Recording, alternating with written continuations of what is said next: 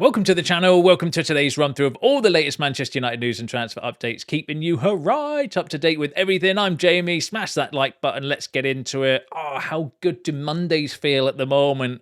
Off the back of another win. Super impressive stuff from Michael Carrick, Steve Holland, and the rest of the coaching staff, not just for the results, but some of the performances as well have been absolutely beautiful and really, really good to watch. So shout out, credit where it's due. Like I said, it's not just about the results, as important as they are at this stage of the season. It's all about the results in truth. But the fact that we've been playing some absolutely outstanding football at times as well is just as impressive as the results for me. So shout out to Carrick, the coaches, the players, everything like that. They've absolutely turned it around. Like it's insane. I said before when Ruben Amorim was sacked. Now we'll find out whether it is a formation problem, whether it is a coaching problem, whether it's a player problem or a mentality problem. We'll find out in the next few weeks. And so far, because this could change, obviously we're only one result away from a disaster. But at the moment, you've got to say, for me anyway, it's definitely a formation and a coaching problem, because Michael Carrick's come in and he's got players like Diego Dallo, who was washed and very heavily criticised by myself, not just because of, he's out of position and I can forgive him for that, but the fact he barely looked like a professional footballer at times because he couldn't pass the ball, couldn't stay focused, was an accident waiting to happen. He now looks like a top player again, playing passes, putting balls into the box, and that's coming from the coaching ground and confidence and everything like that. So at the moment, there is an argument to say that actually, yes, it was the formation. And yes, maybe it is a coaching problem as well, because, Carrick's come in, took the shackles off, and we are playing some pretty good football at times as well. So fair play to them. Now, in terms of where that leaves the manager search, Gary Neville said, "I asked the club what the official position of the football club in terms of what they're saying publicly to everybody else. They said we've began our process now of starting to look for another manager."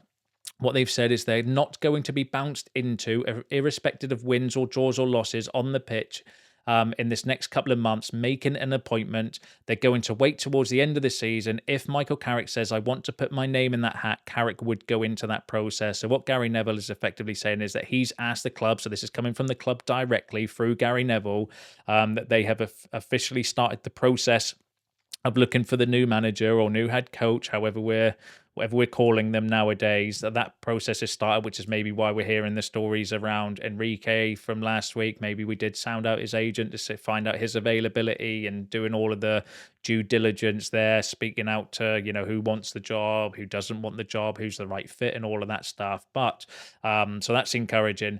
But then secondly, also, they're not going to make a knee-jerk reaction just because the results and performances are really well at the moment. They're still going to do all of that stuff behind the scenes rather than just jump in to give Carrick the job too early. But if Michael Carrick wants the job and puts his name in the hat for the position, then they would interview him and do all of that stuff just the same as they would with any other candidate. And I think that's the right approach. I think that's the sensible thing to do. But would it give Michael Carrick an advantage if we carry on winning games and he gets us into Champions League football and they've seen what he's about? Yes, I do think it would give him an advantage because he's been working closely with Jason Wilcox and Barada and Sir Jim and all these people. So they would already know what he's like as a personality and as a character and what his viewpoint is on football and signings and how he coaches the players and all of that stuff. They'll already have an idea of that because they won't necessarily know for definite how Tuchel will handle that situation or how Ancelotti will. Do you know what I mean? So I think it would give him an advantage if we get into Europe and if performances carry on the way that they are. But whether he wants it or not, we'll have to wait and see. But yeah, I thought that was an interesting update from Gary Neville regarding the manager situation. But give us your thoughts and feelings on that in the comments. Be interesting to hear what you've got to say. I think it's too early to give Michael Carrick the job. So I agree with the club's position on that. Far too early. We're all too giddy. We're all too emotional when it comes to that. Do your due diligence. Find out who the best candidates are, and then do your interview process and narrow it down from there. Would be my thoughts on the situation. But tell us what you think down below. Now, let's go through the transfer news. So a lot of the talk actually over the last day or two and today is regarding Tonali. So we're going to jump right into that. So this is coming from Mike McGrath. Now, Mike McGrath was probably the first journalist that I saw anyway that broke the Man United were looking for Brian Mbeumo news before anybody else. So he is definitely somebody to pay attention to when it comes to like transfer rumours and stuff. saying that Manchester United have put Sandro Tonali high on their shortlist ahead of the summer midfield rebuild at Old Trafford. The Italy midfielder, 25, is expected to be at the heart of another transfer saga at Newcastle United after his agent revealed last week that his client is considering his future. While Juventus have concrete interest in bringing him back to Serie A, Tonali is also linked with Arsenal on transfer deadline day, and Manchester City have monitored his progress. It is understood that he is high on the list of midfielders being considered at United, along with Elliot Anderson and Adam Wharton. So now we can probably add Tonali to the list of the usual three suspects. But interestingly, the usual three suspects are not names that Mike McGrath has mentioned there. He's mentioned Anderson and Wharton, but you'll notice that Carlos Baleba is missing from there. Now, there is a link with potentially going for a Baleba alternative, which I'm going to go through next with you once we've spoke about Tonali.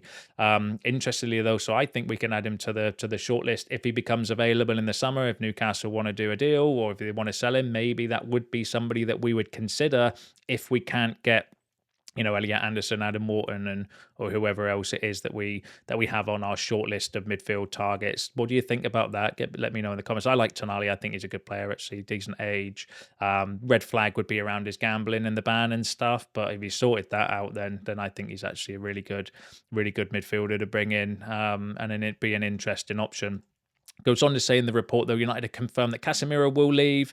They're looking for this going to leave a hole in their midfield. Tonali is now firmly on their radar after his 3 seasons in the Premier League as they look at long-term options.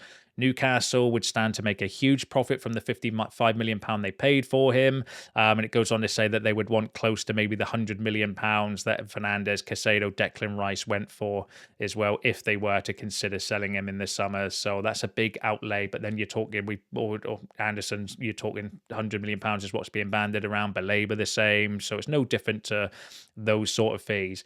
Interestingly, just on that, the Manchester Evening News, it was coming from Ty Marshall in the Manchester Evening News, who's good, saying that United want a couple of midfielders, but if they go for one of Anderson, Wharton and Baleba, they might look abroad for the second. And the reason he was saying in there was because of the price, because getting 2 Premier League midfielders like Anderson and Baleba, for example, you might be talking close to £200 million, which is the majority of our summer budget. So what they're saying is that they're going to look at one Premier League proven midfielder to come in and be your instant starter, and then the second midfielder they would be happy to maybe get a cheaper option from overseas, which is really interesting. Let's stick with Tonali then for now. So that's not the only one. So Mike McGrath's not the only story that's come out saying that. So Rich Fay who's also decent as well, saying that early indications suggest Sandro Tonali could command a fee of roughly £100 million. Manchester United are interested in him, but are yet to make a final decision on their top target for the summer window. And they know there could be a fierce battle for his signature. So Rich Fay's decent as well when it comes specifically to Man United news as well, saying £100 million potential for Sandro Tonali. Interestingly, though, Alex Crook has said that Sandro Tonali would be keen on a return to Italy. The Newcastle midfielder is set to be at the centre of a summer transfer war, with Manchester United, Arsenal and Manchester City all monitoring his availability. The Magpies are believed to value Tonali between 80 and £100 million, but I think we could outbid Juventus, unless he does want to go back to Italy, a little bit like Joshua Zirkzee potentially might want to go back to Italy. Then I think they obviously would stand Italian clubs in good stead to go for him. But in terms of money wise, I don't know if Juventus have got that sort of money available for what Newcastle would want. I don't know if they would be able to pay the wages as well of Sandro Tonali, because he's on about £150,000 a week, I think, that's being reported out there at the moment. But Tonali, interesting option. I wouldn't be against going for Tonali personally. I don't know where I'd rank him in terms of for me, I still want Elliot Anderson first. I think Elliot Anderson's younger, more my type of midfielder personally, but wouldn't be against going for Tonali if you can get Elliot Anderson done. But give us your thoughts and feelings on that in the comments below. Now, there's been another midfielder linked as well that I just mentioned. So, Man United send scouts to watch next Michael Essien, wanted by Brighton as Baleba heir, as Arsenal join hunt. Now, some of you are mentioning comments in previous videos when we've been talking about Baleba, about why don't we just go for the person that Brighton would want to replace Carlos Baleba. Well, this could be him. This is coming out from Graham Bailey, who is someone that's hit and miss, so we need to, bear that in mind. However, saying that Team Talk can reveal that Arsenal, Chelsea and Manchester United have all stepped up their interest in FC Nordsjælland sensation Caleb Urenki, with representatives from all three clubs in attendance at the weekend to watch the Ghanaian midfielder up close. Goes on to say 20-year-old opened the scoring before assisting the decisive goal. Actually looks like a pretty decent option player as well from going off of his highlights. Says the midfielder, a product of the renowned Right to Dream Academy in Ghana, is already drawing comparisons to compatriot Michael Essien, thanks to his blend of power, ball-winning intelligence, and progressive passing. And that's the thing that stood out for me as well. He does look like a pretty decent passer of the ball. It says United Director of Football Jason Wilcox has instructed scouts to keep a close eye on Urenki, as they are far from the only Premier League sign keen in the race for his signature.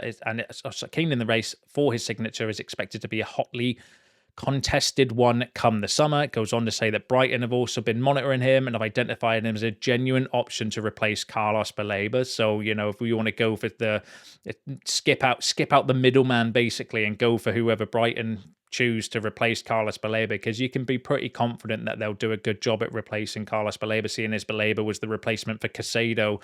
Both have been, expensive potential sales for Brighton. Then it looks like this might be one of the midfielders that they would be looking for. It says Arsenal and Chelsea have all made inquiries and have been sending scouts to watch this kid as well. Price-wise, 25 million euros or 22 million pounds or thereabouts, they reckon it would take. So if you want someone that is a cheap alternative to Carlos Baleba, then maybe go for the player that Brighton are looking to replace Carlos Baleba with as well. I would want to see a little bit more credibility when that particular story is coming from, because as I mentioned, Graham Bailey can be a hit, can be a miss. Normally he's fairly decent though when it comes to players that we're scouting, not necessarily players that we're looking to sign. You would go more towards, like your Romanos and Ornsteins for that, but normally fairly decent when it comes to bringing out stories of players that United are sending scouts to watch. And I have no doubt that we maybe are scouting players like this across the continent, and we'd be foolish not to. But really interesting profiles. So if you did want to go down, an expensive route, 100 million for Tonali, for example, going off of the previous reports, and then, 25 million or under for a young, promising midfielder to come in that looks very well scouted and looks decent as well. Who knows? I don't know. Maybe we'll see how that one develops and see whether it takes off or whether it disappears like a fart in the wind. But give us your shouts on that one in the comments down below. Now, there's been a little bit of mischief, I'm going to say, regarding Martinez that we're going to go through next. So this is coming from Caught Offside and not from one of their most credible journalists. So it is a pinch of salt story saying that Manchester United are understood to be facing transfer interest in Lisandro Martinez from Barcelona. The Argentine international is in fine form at the moment and has attracted interest from Barca and other unconfirmed clubs. There are now growing murmurings, that's my word, of uncertainty about the player's Old Trafford future, with his current contract due to expire in 2027. Now, it does not go on to say anything else in that report of any substance. In fact, the main thing it focuses on in that report is his contract running out in 2027, which makes it feel to me more like maybe someone putting a story out there linking Martinez with another club as a way to get negotiations going on a contract. That's how it felt to me. It does say other sources, however, seem more optimistic about Barcelona's chances, with the feeling being that the player could be open to a move, putting pressure on United to sell this summer to avoid a long drawn-out saga. And I don't think we're under any pressure whatsoever to do anything with Martinez this summer, because yes, his contract runs out in 2027, but we still have a +1 option on that contract as well. And maybe we are going to start looking at contract negotiations, because now would be the time to do that. When a player comes into their last 24 to 18 months of their contract, ideally that's when you want to start your negotiations so that you can tie them down on a long-term deal and not lose any value and stuff. And I wouldn't be doing anything with Lisandro Martinez. If he carries on his form the way that he is an absolutely asset to us. His ball playing is genuinely elite. And I did say that before. He is such a miss for us playing out from the back. And I thought the weekend was a prime example of that. And he's finding his feet again, finding his rhythm. Obviously, yes, there is a worry with injuries, but I'm not overly concerned with his injuries, because a lot of those injuries have been impact injuries, like freak accidents, like the last one with his knee. the West Ham player, I think it was against West Ham, fell backwards on his knee, which is a completely freak accident. You can't legislate for that. It's not like Mason Mount where you just don't know, you don't really know what's going on with Mason Mount. It's like something in his body is broken, so it looks like he's just always going to pick up knocks and niggles. Luke Shaw was like that, although I saw a stat the other day saying that Luke Shaw's like played the most minutes out of everybody in the team this season. Who on earth thought that was going to be the case? Hands up, let me know in the comments. I bet none of you expected Luke Shaw to be playing the most amount of minutes from any United player this season, ahead of Bruno, because he's obviously Bruno was missing for a few games, wasn't he? So I'm pretty sure that's a mad stat if that is true. But yeah, going back to Martinez, can't see that happening. I think it's just absolute waffle, clickbait personally, but get involved in the comments. Let me know what you think regarding that. And then the final story I'm going to run through for you is regarding a right back. So this is again coming from Graham Bailey, suggesting that Man United and Man City join race to sign £50 million rated Brentford star as interest intensifies. So it says Team Talk can confirm that Manchester United and Newcastle United have joined the growing list of clubs backing tracking Brentford's outstanding right back Michael Kayode, as interest in the 21-year-old continues to surge across Europe. It goes on to say fresh information obtained by us indicates that both United and Newcastle have stepped up their scouting efforts, with senior figures of both clubs assessing right back options ahead of the summer window. That's interesting because, we've got priorities obviously in midfield.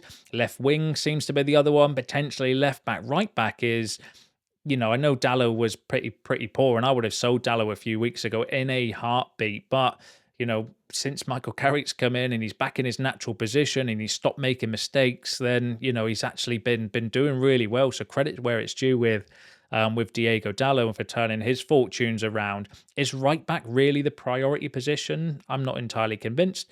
Goes on the report, though, to say that United are weighing up their long-term plans in this position, with Dalot linked with a possible move away this summer. As a result, Kayode has moved firmly onto the radar of both clubs, with sources close to the player confirming to us that interest has intensified in recent weeks. And it says they paid £15 million for him, but they want in excess of £50 million now for the young right back. It says multiple elite clubs are looking at him: Real Madrid, Paris Saint-Germain, Bayern Munich. So yeah, it'd be an interesting option. I'm not entirely convinced though that we would be looking for a right back.